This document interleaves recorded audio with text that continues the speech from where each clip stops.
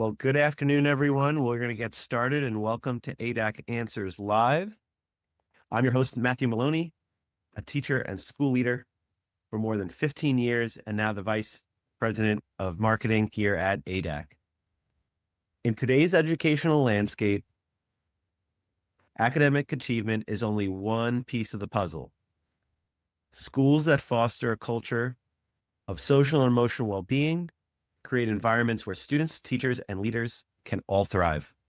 Over the next 30 minutes, we'll offer solutions and answer your questions with our national experts, Dahyana Schlosser and Dr. Chris Cipriano. Dahyana is a psychiatric nurse practitioner with over a decade of experience in mental health, providing services to individuals and families. She's the co-founder of Therapy to You, the mission of which is to help students with social and emotional challenges.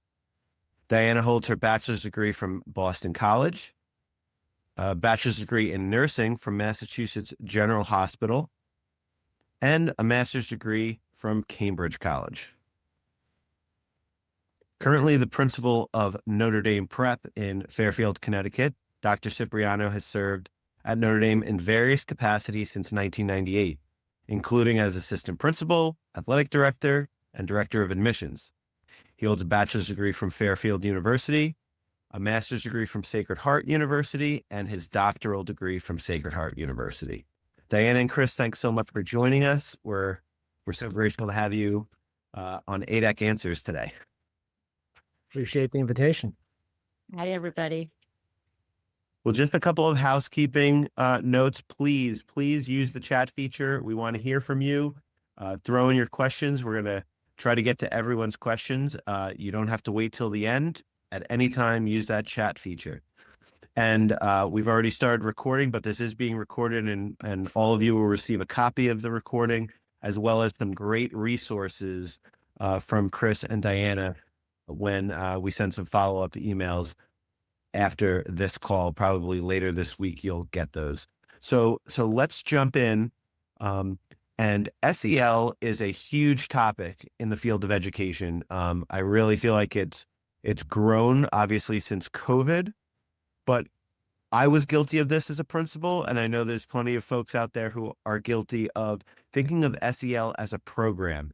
Maybe the school counselor is in charge of it, or maybe one of the assistant principals is in charge of it. But Dahyana, can you speak to how SEL really needs to be, and we really need to think of embedding SEL into the culture, into the fabric of our school as school leaders? Absolutely. Thank you so much for having me, and happy Wednesday, everybody.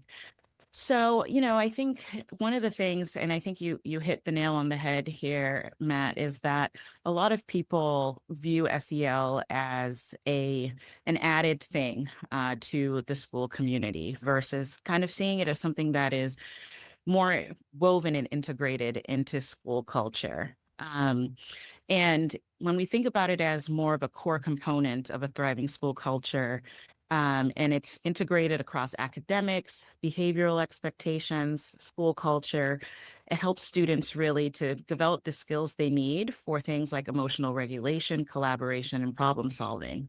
All key and important skills for us all to have as adults and thriving people in the world around us. Which gets me to my next point, which is that SEL is often thought about as a program for the students mainly, but we all have social and emotional needs, and we all come to work with our kids with whatever those needs are front and center. And so it's really important to be thinking about the health and the social emotional well-being of the entire school community, not just our students, because if our teachers aren't doing well from a social emotional perspective, or administrators, it truly makes a difference in not just the school culture, but in our ability to effectively educate our students. And so school counselors oftentimes get they end up being our SEL champions, which is a wonderful thing because they have a foundation and a basis for which they can work from, and they can help support others who are also in the mission to bring social emotional learning to the forefront. But we have to think about it as more than just a program that counselors are integrating. We have to think about it in terms of how we can weave it into daily classroom interactions, lesson plans, school-wide expectations, and not just for our students, but for our administrators, for our teachers, and also for our families, our parents and our caregivers, who are also integral parts of the school community. And so if we think about it holistically on that level, we really see a huge benefit across the board. We see improved academic outcomes, reduced behavioral incidents, and stronger student, teacher, and family relationships within the school community. And so, it's very important for us to be thinking about it from a holistic perspective, and not just, from understanding how it can be woven into the culture, but also just really understanding the importance of SEL across the board for all folks involved in the school community. And so it benefits everyone. It creates a more connected and supporting learning environment ultimately. Awesome. Well, thank you, Dahyana. And I want to grab a piece of what you just said and direct this next question to Chris. And that is, you can't give what you don't have. And so if you need to give social and emotional support to others, you need to make sure that you have that for yourself first. And so starting at the top with school leaders, principals, especially, how do you prioritize your own self-care, so that you can, make sure your teachers are taking care of themselves and you taking care of your teachers, in order to be there for for the students? Thanks for that question, Matt, and thanks for the opportunity to be here today. Great to see everybody representing literally all parts of the country today here on the call. Yeah, I think it's important for me to remember to practice what I preach, and sometimes it's really difficult to do that. To be honest, as a building principal, and I know there's principals on the call here, and diocesan level administrators, our lives are crazy, right? And things happen today was one of those days here in Fairfield, Connecticut. It was a crazy day. And it's that time of year. I was talking to Matt before. It's that time of year where the home stretch is in sight, but we're not there yet. And the parents and the kids, and there were a lot of issues today. And it was a really stressful day. A couple of my staff were saying, "Are you okay today?" Yeah, there was a lot going on. So it's important to remember to practice what we preach. And I give you that example of my own day, to sort of be able to relate to what everybody faces on a pretty regular basis when you're in administration. So I try to make sure that I set boundaries for myself. I try not to check email 24/7 on the weekends. I try to make that family time, and make sure that my Notre Dame family is taken care of when the time is right, but then my own family gets my full attention when that needs to happen. I try to make sure that I exercise, but when I go out for a run, that's sort of my way to de-stress and to obviously take care of myself. I try to find ways to cut off the world at times. And I got rid of my Twitter account. I'll be honest with you. It was so stressful reading everything that was going on in the world and social media. I said it has to go. So if we can set the example for our teachers that we as leaders in our buildings are setting boundaries for ourselves and working to take care of ourselves, then hopefully others will set the stage. And hopefully we're creating an environment where our staff recognize the importance of self-care. And to Matt's point, we can't take care of others if we're not taking care of ourselves to begin with. And that goes from the principal to the teachers, and it goes from the teachers to the kids. It's important that we're all doing what we need to do to make sure that we're all in the best space possible in our crazy and hectic world that we now live in, to make sure that we're being good to ourselves and we're able to be good to others as well. Excellent. Thanks so much, Chris. I know when I was a principal, one practice that I did to ensure I was quote unquote practicing what I was preaching, although this isn't really practicing it because I would still check my email at night. But I would always schedule those emails to send in the morning so that my staff I wasn't setting a false expectation that I expect my staff and my faculty to be responding to emails during personal time or during late hours and things like that. Dahyana, are there any other practical tips that you can share for maybe school leaders in order to help set that tone and promote self-care among teachers? Because a few weeks ago, we talked about that being such a huge part of teacher retention. And so we want to really make sure we emphasize that as well. Yeah, absolutely. I agree with everything Chris said and what you said, Matt, as well. I think a huge part of it is that modeling of behavior. And when we look at SEL as a whole, modeling of behavior is a significant way that we teach and that we lead by example for not just our teachers, but also our students. It's a really important aspect of things. And so, again, practicing what we preach. Setting realistic expectations, I think, is also an important factor. We know that a lot of teachers are dealing with a lot of things on their plate. They're being asked to do lots of different things. And especially after COVID, we know that the need for things like SEL has shot through the roof as a result of a lot of developmental challenges that our students are facing long term as a result of those a couple of years that really brought a lot of disruption from social emotional standpoint and education standpoint. And so as we're talking about implementing SEL initiatives and weaving it in and out of classroom lessons and things of that nature, setting realistic expectations, right? We're giving teachers the opportunity to learn these new skills, but we're also giving them time and space to implement and providing them with the necessary resources to do that. I think normalizing SEL type practices in our interactions with teachers is also really important. So things like having moments of reflection or a time to just kind of decompress during staff meetings where teachers have the opportunity to share what's happening, to help each other to de-stress and to commiserate a little bit on some of the things that are happening. And then I think you all touched on this already, but normalizing boundary setting, right? So we want people to disconnect after school hours. We want people to go home and do things that are important to them. We don't want them spending hours and hours and hours on lesson planning and things of that nature. Of course, we want them to be successful in their roles and we want our students to be successful, but again, we can't pour from an empty cup. And so, having different tips like that are really important. I love, there's some schools that I work with where they have Wellness Wednesdays. Today's Wednesday, so that's reminding me of that. Where we have dedicated time to check in with staff on their well-being. How are they doing? What do they need? What areas might be lacking support that could be helpful. And then, encouraging peer support, encouraging teachers to support each other and creating mechanisms for that to happen. All of these various things can make a huge difference in teacher well-being.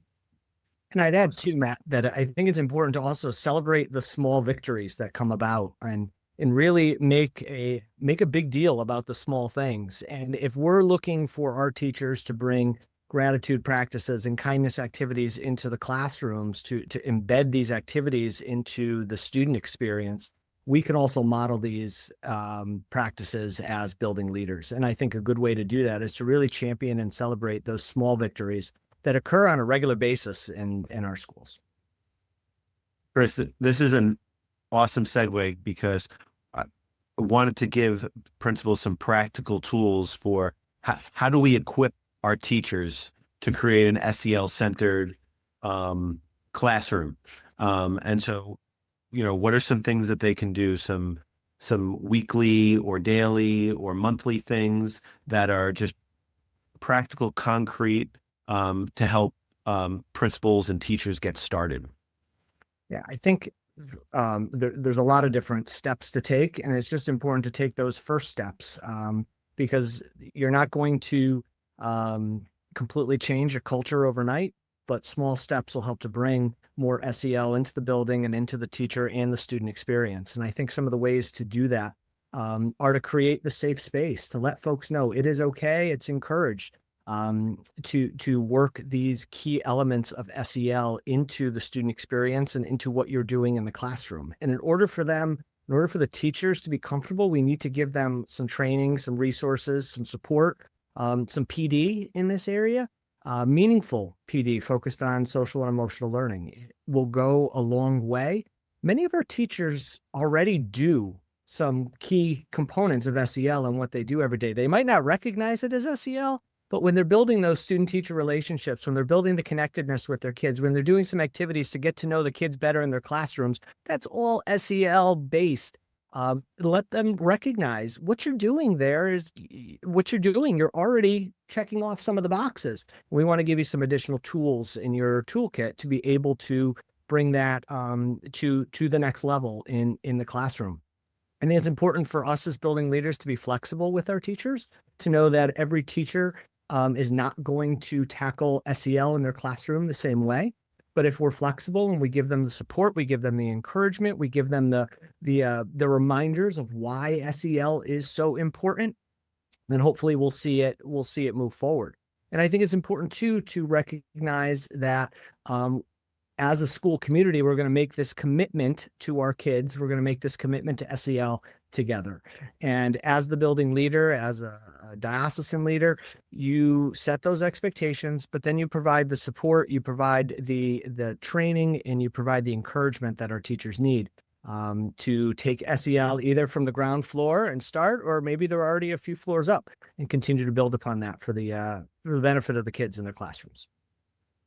I love that notion of recognizing the things that are already happening, because absolutely there's plenty of teachers and leaders that are doing things that maybe in their mind they haven't labeled as SEL, but it truly contributes to that.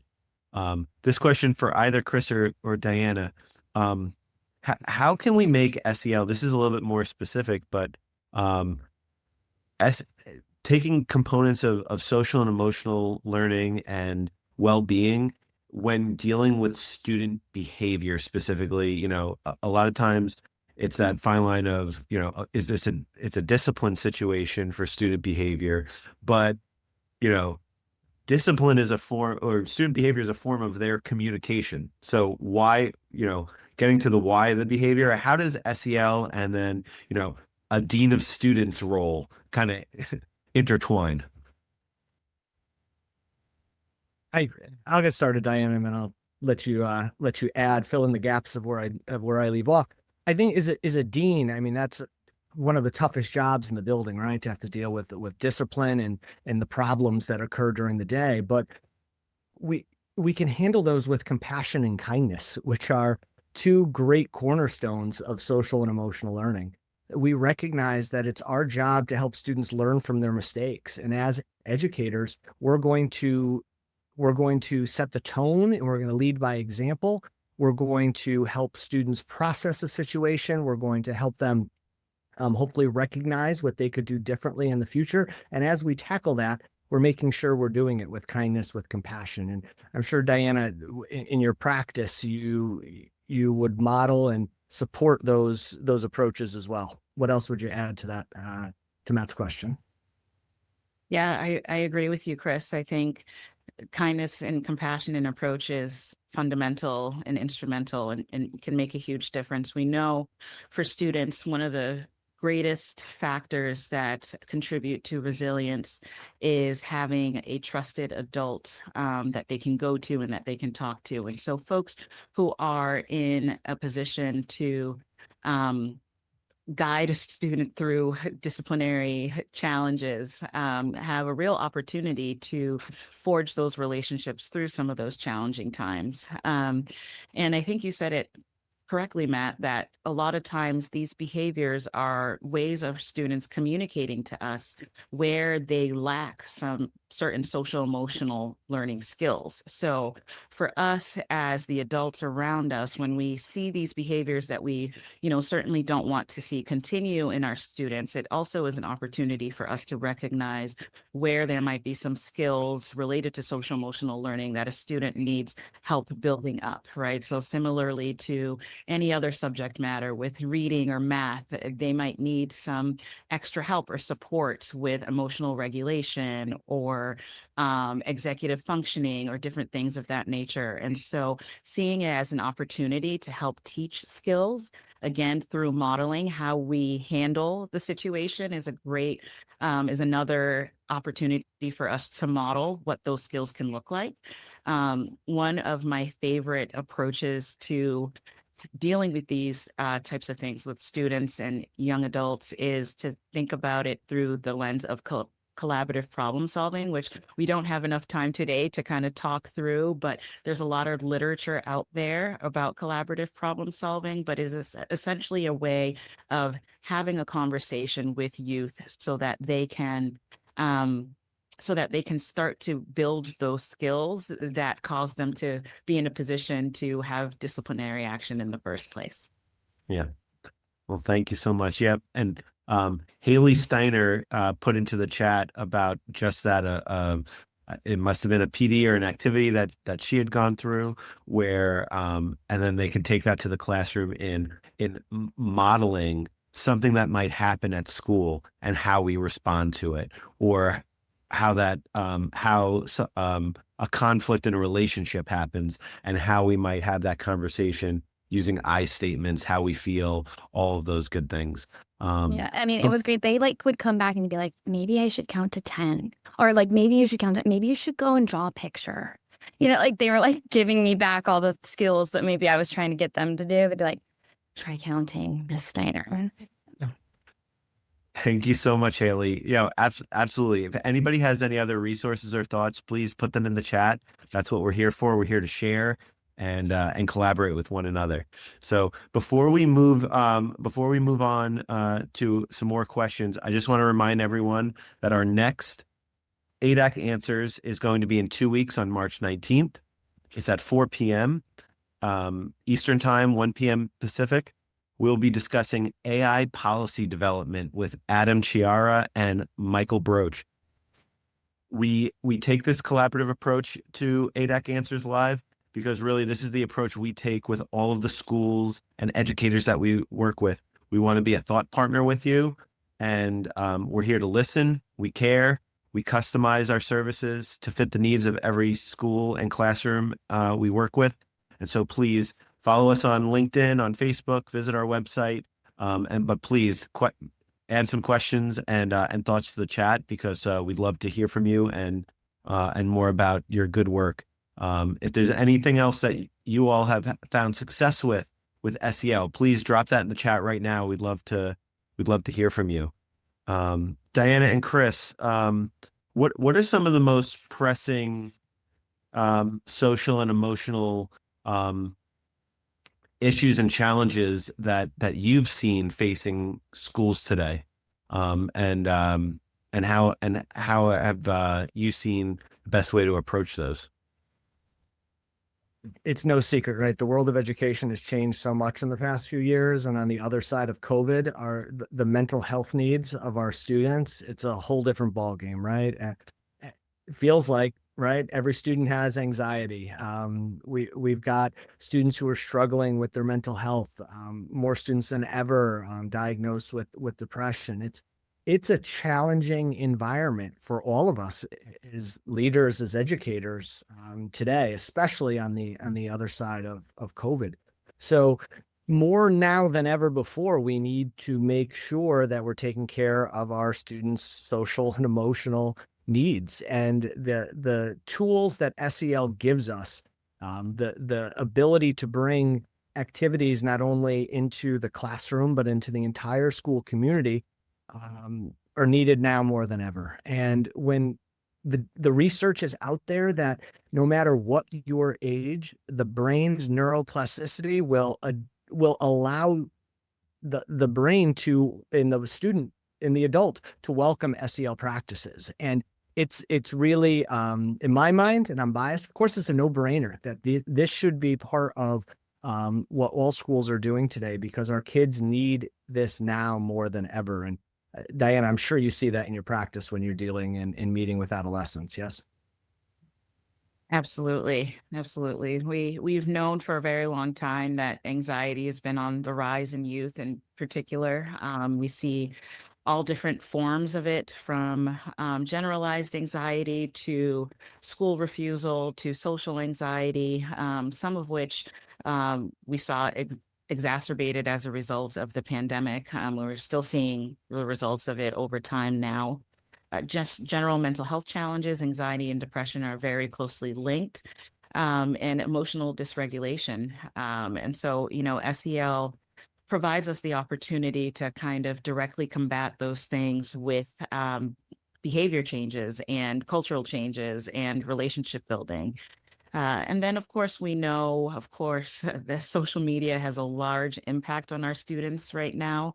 And it's getting younger and younger. We're seeing students having access to social media or, lots of video games and different things of that nature. We're seeing more and more research showing the impact on our students' anxiety, self-esteem, and so, I think, as Chris said, there are lots of opportunities with SEL to really combat these more prevalent issues that we're seeing in our students today. How do we, how do school leaders better educate families and parents? Because it's one thing, and this is kind of the case with all things school. It's one thing to have a, great things in place at school, whether it be programming, our school culture and whatnot. But we obviously don't have control over home.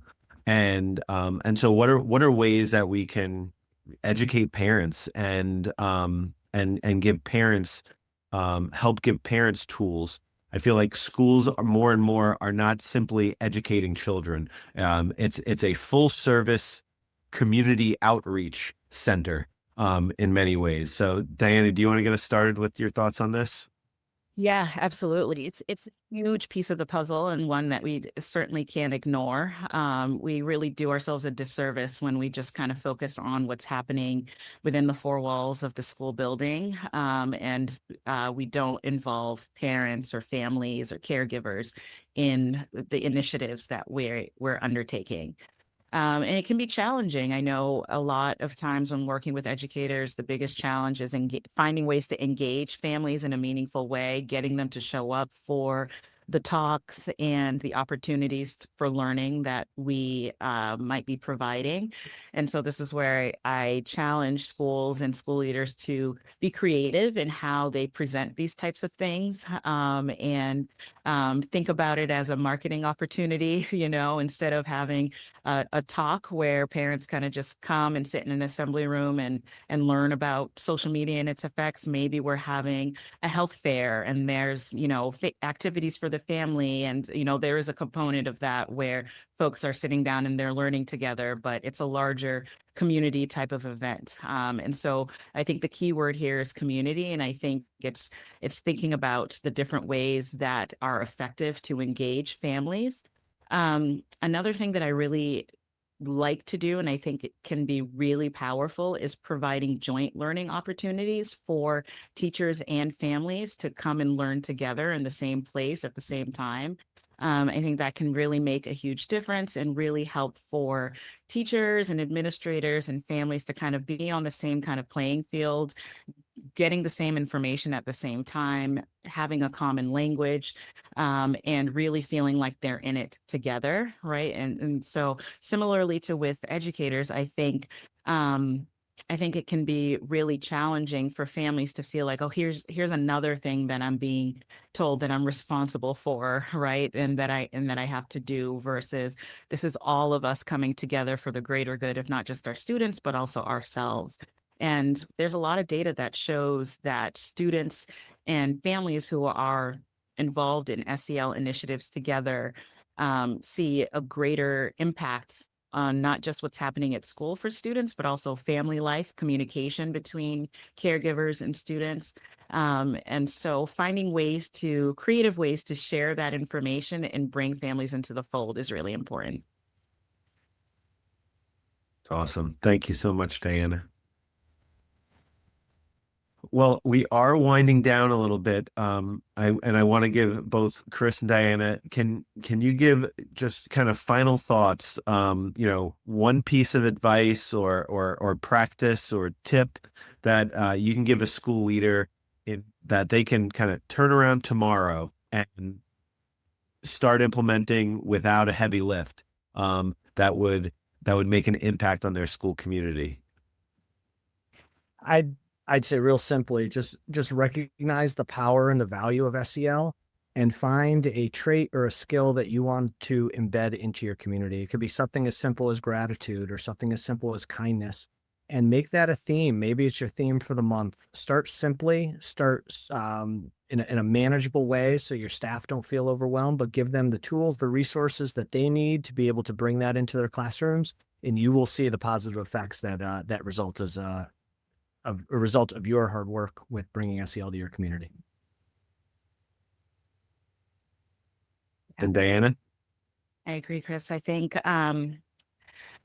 there's so many little things that folks can do, but I think the biggest, and this is across the board for SEL, for mental health, is to prioritize relationships, and to really think about how every interaction, whether it's between teachers and students or administrators and staff, or teachers and families, every interaction has the opportunity for us to build in and to reinforce a culture that supports SEL. So, finding unique ways to do that and to connect with people and to forge those genuine relationships, I think, is really important.